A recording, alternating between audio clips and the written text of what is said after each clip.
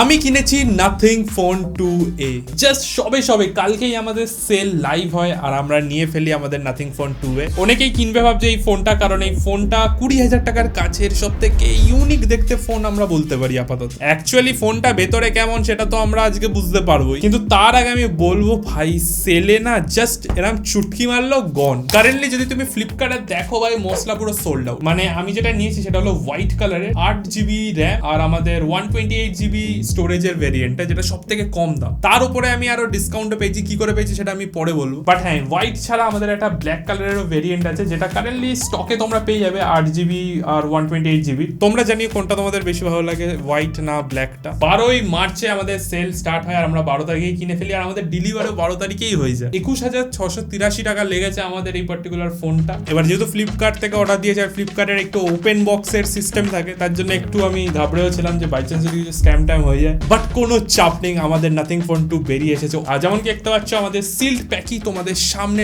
Live unboxing করবো। Guys, nothing ফোনের পেছনে যে ডিজাইনটা থাকে সেই ডিজাইনই আছে বাক্সে, বুঝতে পারবে? দুটো চোখ আছে, ডান চোখের উপরে আবার একটা তিলও আছে ছোট্ট, মানে ফ্ল্যাশ লাইট, বুঝতেই পারছো। আর এখানে পুটকি দিয়ে আমাদের 2 এর ব্র্যান্ডিং আছে আর এইদিকে নাথিং এর ব্র্যান্ডিং। তার সাথে এখানে অনেক কিছু লেখা টেখা আছে। এমআরপি 25,999 টাকা। এখানে দেখতেই পাচ্ছ সিল করা আছে, আবার একটা সিকিউরিটির জন্য আর একটা সিল আছে, ডবল সিল আছে। বাংলায় নাথিং ফোন 2 এর আনবক্সিং করা যাক। ওহ, সুন্দর করে সিল কাটা ইজ ডান। আমি ফিল পাচ্ছি এই ফোনটা অনেক কেউই কিনতে চলেছে তোমরা, ঠিক আছে? তো ভালো করে দেখে নাও কেনার আগে। নাথিং ফোন 2 বা নাথিং ফোন 1 দুটোই আমরা আনবক্সিং করেছি। বুঝতেই পারছো ফ্লিপকার্ট থেকে নিজের টাকায় কেনা, কিছু স্ক্যাম হলে আমি বলতে ছাড়বো না। কিন্তু ভেতর থেকে আরেকটা বক্স আসছে, সেটাতেও সেম আমাদের চোখের যে ডিজাইনটা আছে নাথিং এর, ভেতরের বাক্সের ডিজাইনটাও খুব সুন্দর। ও ভাই, welcome to nothing. Unboxing experience 10 on 10, সত্যি বলছি খুবই প্রিমিয়াম। আমি রিসেন্টলি 20,000 টাকা বা ওই সেগমেন্টের অনেক কটা আনবক্সিং করেছি, বাট এইটার ফিল সব থেকে প্রিমিয়াম আমি পাচ্ছি। ওফ, তোলার জন্য আবার একটুখানি কাটিং দিয়ে দিয়েছে, বুঝলেন তো? ফোন তোলার সাথে সাথেই আমাদের বইয়ের ভেতরে আরো মশলা যেগুলো আছে সেগুলো আমাদের সামনে চলে এসেছে। প্রথমে যেটা আমরা পাবো সেটা হলো নাথিং এর সুন্দর type C to type C cable. এই কেবিলে নাথিং এর একটা স্পেশাল ট্রান্সপারেন্ট কেস আছে উপরে। টাইপ সি কেবল অনেক আছে, সব কেবিলই একই রকম লাগে, বাট নাথিং এখানে একটু ইউনিক দিচ্ছে। আর এটা আমাদের আগের বারেও দিয়েছিল, বাট এইবারে আমি এত এমফাসিস দিয়ে এই জন্যই বলছি কারণ এটা 20,000 টাকার কাছে দাম নিয়েছে এই ফোনটা। এছাড়া আমরা পেয়ে যাচ্ছি নাথিং এর একদম ফিনফিনে একটা কাগজ, আর কিচ্ছু নেই। এক গাদা ভাই ওয়ারেন্টি গ্যারেন্টি, এই কার্ড ওই কার্ড দরকারই নেই। ও, আর একটা জিনিস আছে, সেটাও ইউনিক। নাথিং এর ইউনিক সিম ইজেক্টর টুল। এতগুলো সিম ইজেক্টর টুল হয়, সব কটাই একই রকম দেখতে, বাট নাথিং এই ছোট্ট জিনিসটাকেও ইউনিক বানিয়ে দিয়েছে। এটা দেখেই সবাই বলে দিতে পারবে যে না ভাই এটা নাথিং এর। ডিব্বা আমাদের ফাঁকা হয়ে গেছে, এবার শুধু পালা আমাদের ফোন আনবক্সিং করা। ডিব্বা থেকে এই চার্জার দিল না ভাই। 20,000 টাকা সেগমেন্টের ফোনের চার্জার না দিলে ভাই একটুখানি অদ্ভুত লাগে। দেখো বন্ধুরা, চার্জার তো আমাদের দেয়নি, কি করা যাবে, বাট আমাদের এই জিনিসগুলো দিয়েছে। আর এই জিনিসগুলো আনবক্সিং করতে আমার একদম A1 লেগেছে ভাই। বাক্স ভাই সাইডে রাখো, আসল মশলাটা এবার খুলে দেখবো কি বানিয়েছে নাথিং। এই হলো আমাদের ফোন। 20,000 টাকার মশলা কিন্তু এটাই। এখানে ফোনের উপর যে কাগজটা আছে সেখানেও একটু এফোর্ট দিয়েছে, সেটা হলো আমাদের power button plus volume Rockerz, তার উপরে তোমার টাইপ সি পোর্ট বলো বা সিম কোথায় ঢুকবে সবকিছু আগে থেকে লেবেল করে দিয়েছে বেশ সুন্দরভাবে। চলো গাইস, ফোনটাকে এবার আমরা বার করে নিই। এই হলো আমাদের ফোন। টেরা চোখে তাকিয়ে আছে আমাদের নাথিং। না টেরা না ভাই, ঠিকই আছে, ঠিক আছে, চোখ ঠিক আছে। ওয়েট যদি বলি, দাঁড়াও, আমার হাত হলো দাড়ি পাল্লা, বুঝলো? 190 গ্রাম। একদমই আমি এর ওয়েবসাইট দেখে বলছি না, 190 গ্রাম হাতে রেখেই বুঝে গেছি। আর যদি থিকনেসের কথা বলি, 8.55 মিলিমিটার। চলো গাইস, এবার আমরা ফোনটাকে খুলবো। এখান দিয়ে খুলতে হবে, বুঝতে অ্যারো করে দিয়েছি যাতে বুঝতে কোনো অসুবিধা না হয়। এত কেয়ারিং নাথিং, বাপরে বাপ। ভাই ফেভিকুইক দিয়ে আঠা ভাই, বাপরে বাপ।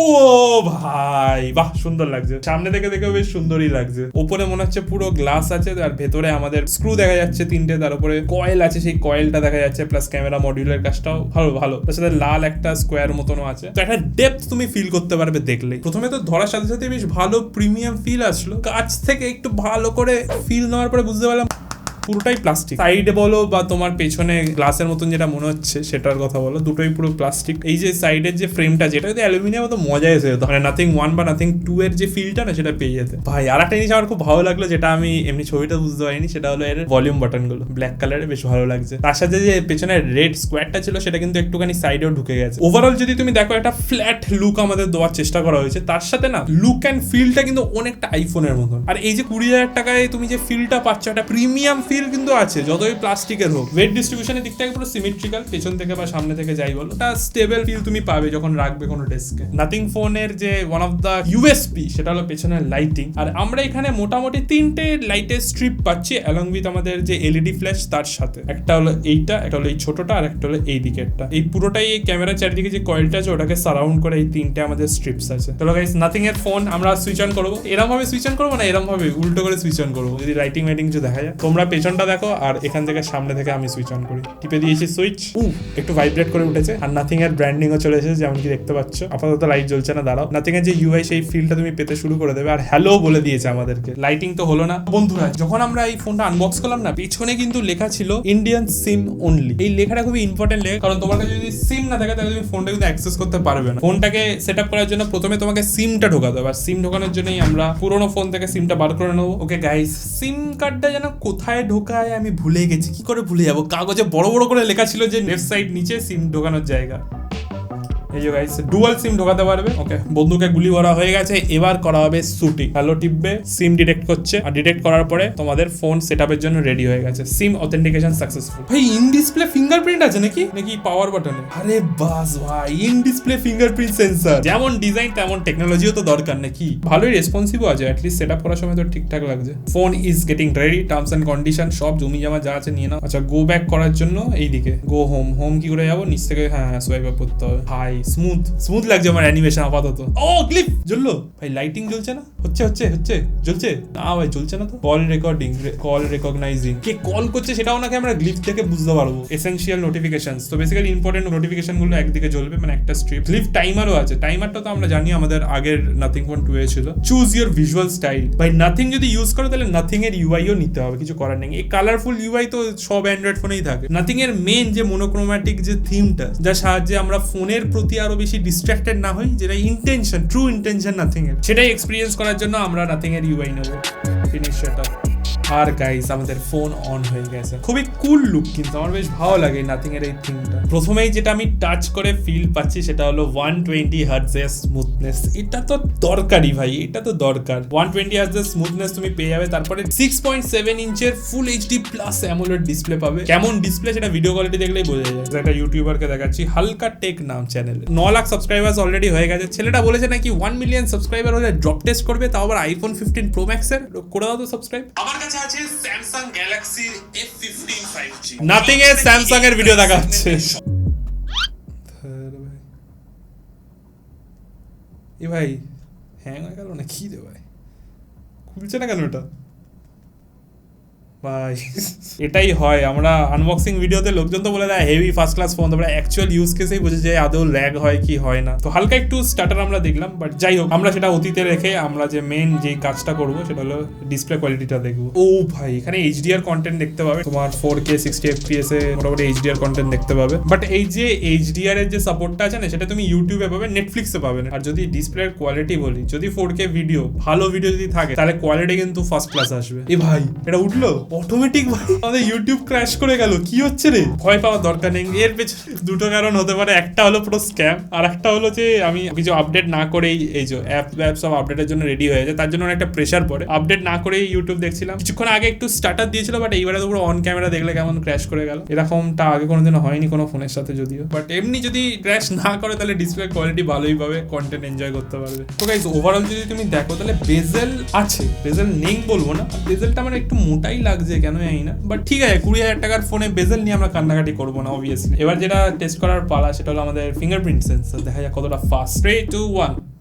মানে হাফ সেকেন্ড একটু ডিলে আছে। তারপরে এটা হলো আমাদের সুন্দর ইউআই, কোনো ব্লোটওয়্যারস কিচ্ছু নেই, পুরো একদম পিওর অ্যান্ড্রয়েড আছে আমাদের। নাথিং এর পলিসির এগেনস্ট অ্যাকচুয়ালি কোনো ব্লোটওয়্যারস বগেরা দেওয়া, সেই দিক থেকে ভালো, বেশ ভালো লাগলো আমার। এক গাদা ভাই স্ন্যাপচ্যাট ইউজ করি না, আগে থেকে ডাউনলোডেড চলে আসে ভাই, দেখে মাথা খারাপ হয়েছে। এবার বন্ধুরা, এতে প্রসেসর তো ভালোই আছে, মিডিয়াটেকের ডাইমেনসিটি 7200 প্রো আছে।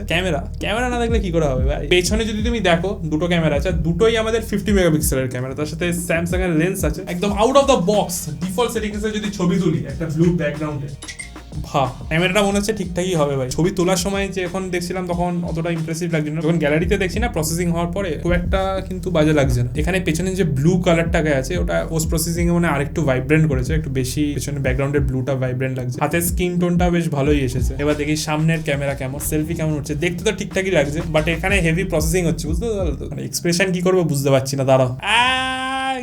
এই যে প্রসেসিং হচ্ছে, বুঝতে পারল? সেলফিটা ঠিক আছে ভাই, মুখটাই একটুখানি পুঁদের মতন এক্সপ্রেশন হয়ে গেছে, বাট এমনি নাহলে ঠিক আছে। দাড়িটা একটু বেটার হতে পারতো। লো রেজলিউশন ফিল আছে, দাড়িটা যে শার্পনেসটা আছে সেটা কিন্তু আমি ঠিক পাচ্ছি না। আরেকবার দেখি, হয়তো বক্সটায় ফোকাস নিয়ে নিয়েছিল তার জন্য। দাড়িটা দিয়ে বুঝতে পারলি ক্যামেরার কোয়ালিটি কেমন। এবার দেখো গাইস দাড়িতে, হ্যাঁ ফ্রন্ট ক্যামেরা সাংঘাতিক কিছু না, নর্মাল। আমাদের ঘরের ভেতরে ঠিকঠাক হচ্ছে, বাইরের লাইটিং এ গেলে আইকেস এর থেকে বেটার পাবো, but definitely nothing so special, বুঝতে পারলেন? Nothing so special. Back camera দিয়ে সেলফি তোলা যায়। ভাই এ তো ফরেনার বানিয়ে দিয়েছে আমাকে, এত ফর্সা। আর ভাই বউ বুঝতে চাপ লাগবে না, এটা স্ক্যাম ছবি হয়ে গেছে। তোমরা যদি দেখো তাহলে বুঝতে পারবে। বাট আবার এখানে লাইট ওয়াইট জ্বলছে, বুঝতে পারছো তো? ভিডিও রেকর্ড করছি তার কারণে লাইট ওয়াইট জ্বলছে, সেই কারণেই হয়তো একটু ভেরিয়েশনস আছে ডিফারেন্ট শর্টসে। ফ্রন্ট ক্যামেরা ঠিকঠাক, বাট ব্যাক ক্যামেরাটা যথেষ্ট আমার ডিসেন্ট লাগলো। তো ইন জেনারেল ক্যামেরা যে সাংঘাতিক কিছু 20,000 পাচ্ছ তেমন কিছু না, নর্মাল ক্যামেরাই আমার লাগলো আপাতত ভেতরে। এর যদি ভিডিওগ্রাফির কথা বলি, 1080p 30 fps, এটাকে তুমি 60 fps ও করতে পারো, ঠিক আছে? তার সাথে 4K 30 fps ও করতে পারো। তার সাথে এখানে আমরা স্লো মোশন পাবো 120 ফ্রেমস পার সেকেন্ডে।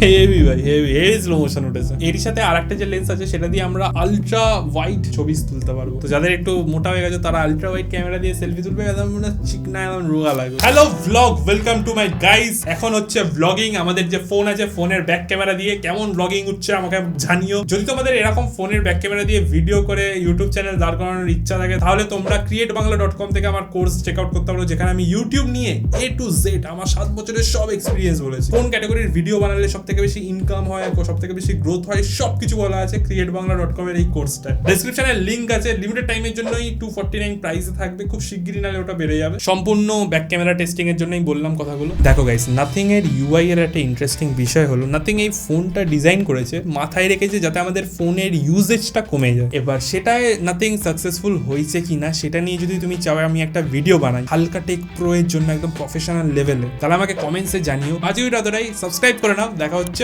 পরের ভিডিওতে।